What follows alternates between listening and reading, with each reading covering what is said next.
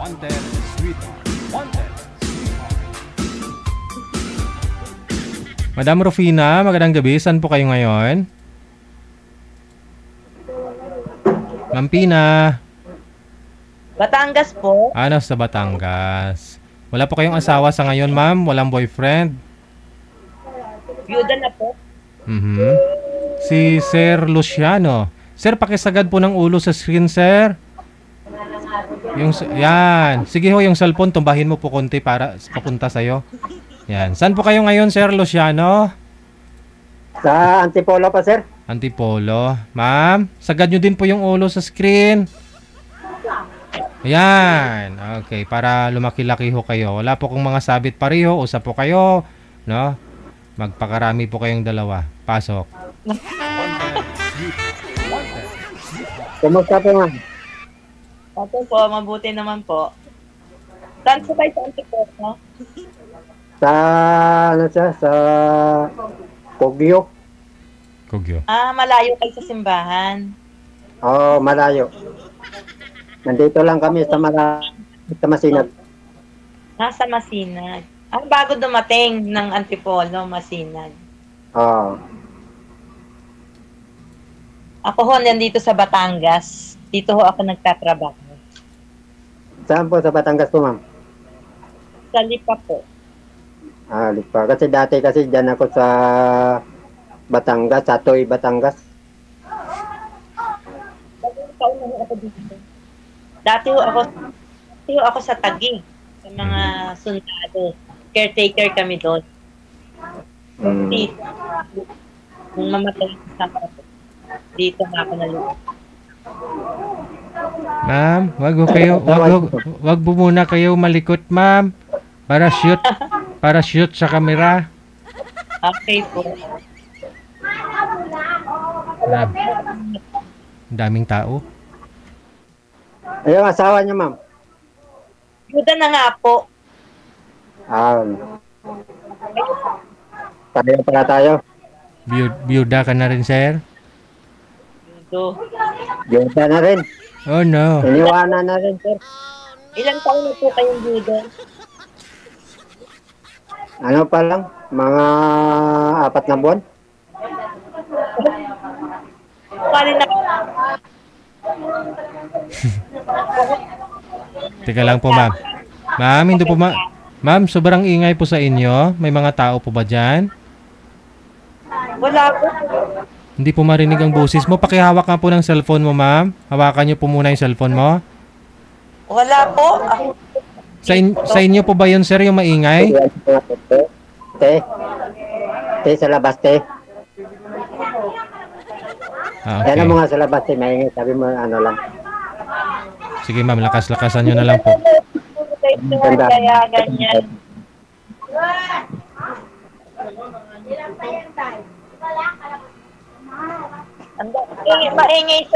Maingay sa lugar nyo. Marami siguro kayong kasama sa bahay. Hindi, yung mga kapitbahay ko. Nagmamarites. Alam na sumali kayo, kaya nanonood. May yung mga kapitbahay ko eh. Ano sila nagkasayahan. Okay. Mga mami ko. Ilan na po anak niyo, ma'am? 3 po. 3. 3. Ang bunso ko. Sa akin, 3 din anak ko. Ilan ho? 3 din anak ko. 2 babae, 1 lalaki. Ako naman no, ang panganay ko babae, tas 2 lalaki. Ang bunso ko ho magto-23 na sa November. Next month, 23 na siya. Sa akin naman, yung bunso ko, ano na siya, 20 pero nag-asawa na. Wala pa hong asawa yung bunso ko. Yung 2 ho, panganay at saka pangalawa may asawa na, pero wala pa akong apo. Yung sa akin, yung panganay ko 12 may asawa, tapos yung pangalawa 10 years na, pero wala pang mga anak pareho. Ayaw pa nila, mahirap daw ang buhay. Ang panganay ko wala pa naman asawa. Okay. Sino po kasama niyo sa bahay? Itong anak ko na pangalawa nga nasa Bulacan, dinalaw nila ako ngayon hanggang ano sila, pistang patay. Ah, ano po trabaho niyo? Contraction? Construction.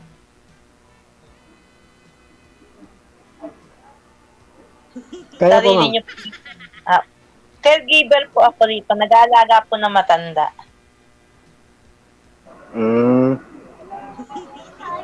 Dalawa lang kami. Tatlo lang kami rito. Pero sa ngayon, dalawa lang kami nung alaga ko. Nasa baba yung alaga ko.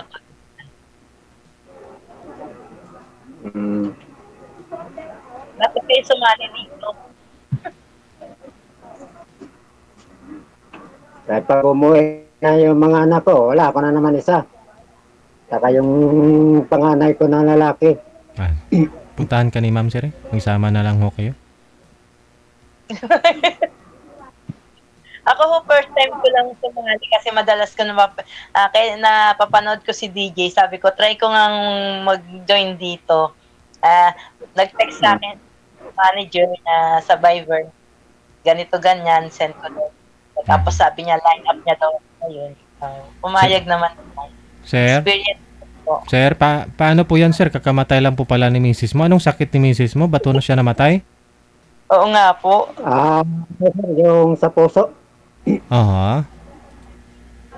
Tapos may ano siya sa ano, yung tawag nito, yung asthma siya. Wala, hindi pa nga ako kayo nakakapagbabang luksa. 4 months pa lang, wala pang 1 taon.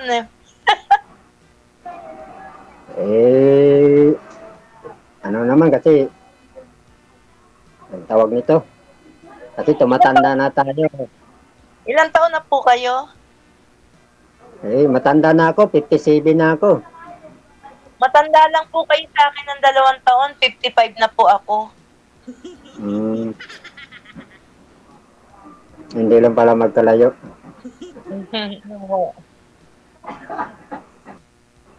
Ano naman po hanap mo sa isang... Pati na construction, ha? Ikaw, anong hanap mo sa isang lalaki? Siyempre ho yung mabait. At saka yung alam kong makakatulong pa rin sa akin. Tama.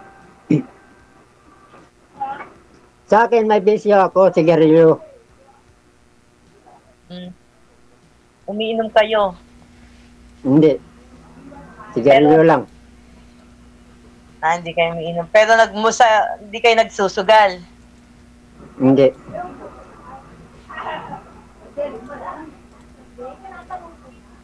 Kasi pagka kayo ay Mahirap ng buhay pag nagsusugal ka pa. Ho? Ano ho? Ang hirap ng buhay pag nagsusugal ka pa. Kaya nga ho, kasi baka kagaya nyo, sabi nyo, kayo, construction, yung kinikita nyo sa isang araw o sa isang linggo, kung isusugal at i-bibisyo nyo pa, wala na. Oo. Kasi ang hirap kumita ng pera ngayon. Sinabi nyo pa, lalo na kung meron pa kayong mga obligasyon sa pamilya nyo, kagaya ninyo, sabi nyo, kamamatay lang ng asawa nyo. Siyempre, kahit papano sa pamilya, may mga gastusin pa. Ako rin kahit na magtatatlong taon na akong biyuda, nagtatrabaho pa rin ako, tumutulong pa rin ako sa mga anak ko kahit may mga asawa na sila. Kasi hindi naman may mga asawa na, babayaan mo na.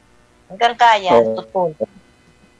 Hindi, kahit ako naman pag may pag may pera ko, ganun binibigyan ko rin yung mga anak ko. Isa pa doon, kagaya sa inyo, dapat nagsisave din po kayo sa sarili nyo kasi in case na may mangyari, meron kayong duduktan para sa sarili nyo. Sakaling magpakit o ma-hospital. Hindi, sa akin kasi is lang. Nag-voluntary lang ako sa is. Okay. Ako ang sa akin kasi pensyonado ako sa SS na sa asawa ko. Kasal po kayo, ma'am? Oo, kasal ho ako. Byuda na ho ako eh. So, hindi po kayo... nasalin sa akin yung ano yun. Namatay po kasi siya, aneurysm. 58 pa lang siya, ano pa lang siya, ang edad pa lang niya 58 nung mamatay siya. Hindi kayo pwede magpakasal nito ni Sir, no? Sir Luciano? Wala ho yung ano, pensyon ni ma'am. Ay kung magkasundo, sir. Kung papayag si ma'am. Nga lang ho, sayang pensyon ni ma'am. Mawawala yun. Mawawala ang pension ko, sayang po para po, yun doon ay nakakatulong sa mga anak ko sa mga bayarin nila sa bahay. Pwede naman ho yan siguro, balikan ni Sir Papalitan ni Sir. Oo.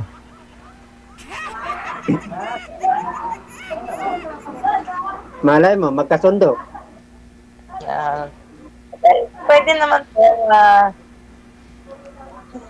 pero siguro sa ngayon, ba kaibigan muna tayo. Wow. Hindi, maganda naman talaga na maganda naman talaga yung makilala bawat isa.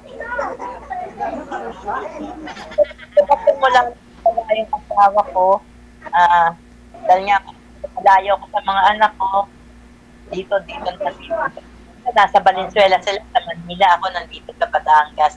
Pagka day off ko, umuwi ako doon ng mga 4 days ako dito. Yun lang ang araw ng oras ko sa kanila. Kaya sa akin naman, pagka wala akong pasok, yun, dalaw-dalaw lang ako doon sa mga anak ko, sa Bulacan. Saan po sa Bulacan? Kasi po yung asawa ko, taga Bulacan, sila, taga Bustos. Sa Marilao. May nanay signal. Sa Marilao. Marilao, Marilao po, malapit lang din yung doon mo kami sa, doon ako nagsisimba. Pag umuwi ako, minsan niyayaya ko yung anak. Doon kami nagsisimba sa Divine Mercy. O kaya sa La Salette. Malapit lang sa palengke ng Marilao. Malapit. Along the highway lang ho? Oo, sa highway. Malapit lang sa highway. Kasi meron din ho akong pamangkin na sa Marilao sila, sa Muson sila.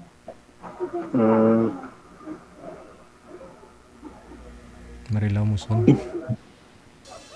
Dati kasi Marikina ako nakatira. Ako talagang taga Valenzuela kami. So, doon talaga ako lumaki, doon ng mga magulang ko. Nalayo lang ako dito nung pandemic, nauwi kami ng Taguig sa Apo Bay Village. Caretaker kami ng asawa doon. Hanggang Pero kayong Tagalog. Ha? Pero kayong Tagalog. Oo, pure na Tagalog po kami. Ako naman taga Masbate. Pinanganak ako Masbate tapos lumaki ako ng Negros.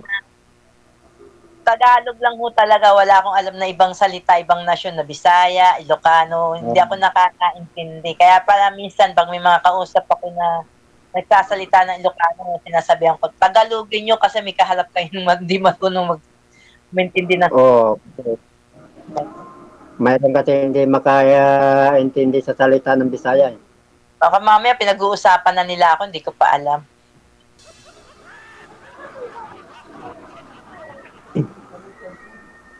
Sa Negros lang kasi ako lumaki. Ako ho talagang Valenzuela. Bata pa doon. Nung hanggang sa mag-asawa doon din. Tapos nung nagtrabaho, doon lang lumalayo. Ngayon, nung 2019 lang ako nalayo, nung na-stayin kami sa Taguig, lockdown. Tapos patay ang asawa ko, umuwi ako ng Valenzuela. Sandali lang, tapos dito na ulit. May magulang po kayo, ma'am? Oh? May mga magulang po kayo? Wala na po, ulila na ho ako. Sa akin, mayroon pa nanay.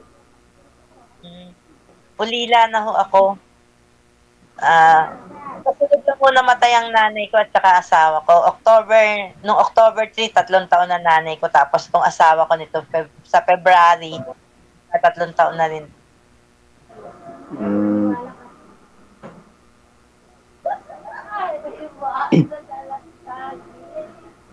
Kaya ma'am, tanong kayo sa akin.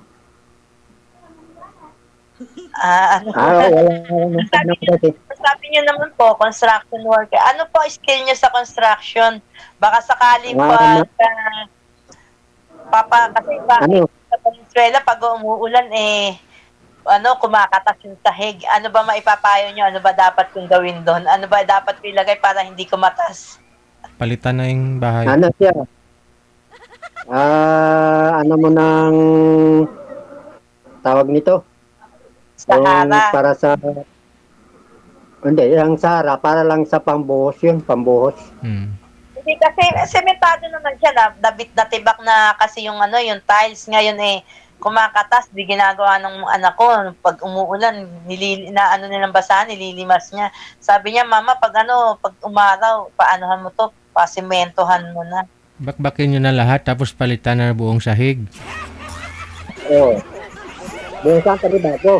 Oo, kasi kung DJ, hindi wala pang budget. kasi kung tapingan at tapingan nyo lang ho yun, kakapal at kakapal, edi wala nang tibay yun. Kasi siyempre yung bakal nun, si baba na, ilalim na. Bibiyak at crack pa rin yun. At lagyan ho yan ng waterproofing. May may sementado naman siya. Kaya lang, baga sa parang, kasi nga yung tip namin, mataas yung nagtambak sila, mataas yung kanilang lupa. Siyempre, pagka, yung ng tubig sa amin kumakain. Si Sir na ho bahala dyan siya nagagawa, libre Asawahin mo muna. Imapapayo ni Sir sa akin kung paano gagawin ko. Masunurin ako sa construction. Masunurin. Okay. Kasi unti-unti lang naman na pag may budget, papagawa. Pagka wala, hinto. Pag meron budget gawa uli. Kaya gagaya nandun kami sa Taguig noon, dahil caretaker kami yung binabantayan ng lote, nabenta na. Ayun. Kahit papaano, nagkaroon naman kami ng separation doon. Binayaran naman kami kahit papaano nung may-ari ng lote. Yun, pinagpagawa ko, naayos ko yung CR namin, nagpagawa ako ng panibago. Tapos, yung bubong namin sa baba, imbis na kahoy, pinagawa ko ng bakal. Pati yung process niya, bakal na. Para iwas na, matagal na, hindi na mabubulok yung pintura na lang ng pintura. Okay. Oo, kasi magre-repair ka pa Change topic ho kayo. Change topic. Ang pintura naman yung sahig, kumakatas. Change topic ho kayo. Huwag na pag-usapan yung sahig na kumakatas.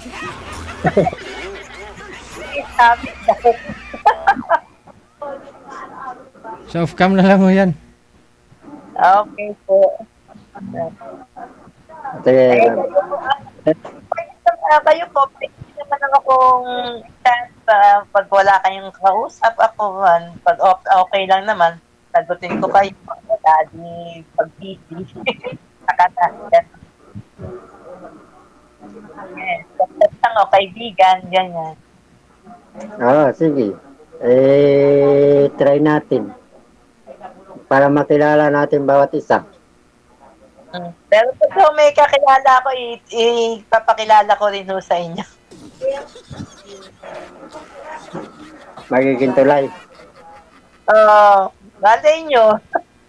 May mga kaibigan ako dito na din. Bakit kayo, ma'am, hindi kayo nagganap? Kayo, hindi kayo nagganap?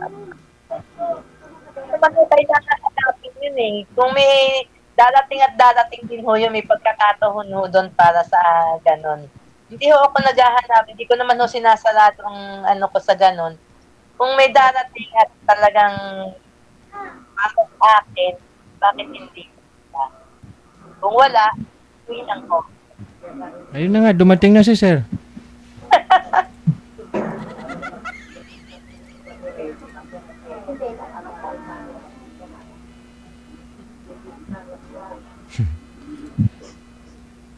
Sir? Ano masabi mo? Wala akong masabi, sir. Wala na? Siguro para sa amin ni Sir, kaibigan na muna. Di ba po? Doon naman nag-umpisa yun. Doon naman nag-umpisa. Malay mo. Mm. Malay mo, pag natapos na ni Sir, natapos na ni Sir i-repair yung sahig na kumakatas, baka naman.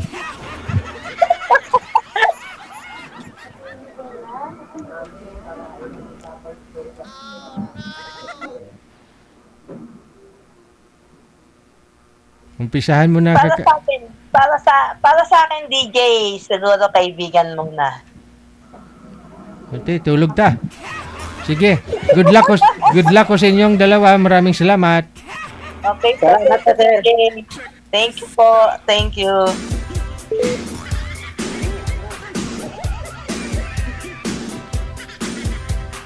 Oh, hindi. Dandanin mo na Sir Bakbak, Sir. Tapos pluringan mo na ng bago. Para matanggal ang matigil na yung pagkakatas.